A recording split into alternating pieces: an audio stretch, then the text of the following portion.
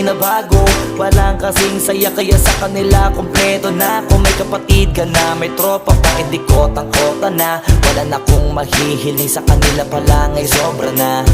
Sila yung tipo ng solid kasama, mga kadikit sa hirap at ginawa. Kahit magkakalayo, darating ka agad kapag napasama ka.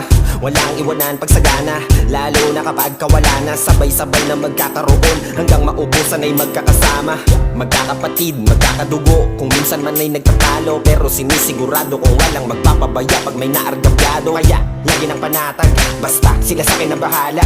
Walang dahilan para mag-iwanan, sa isa't isa kami nagtitiwala.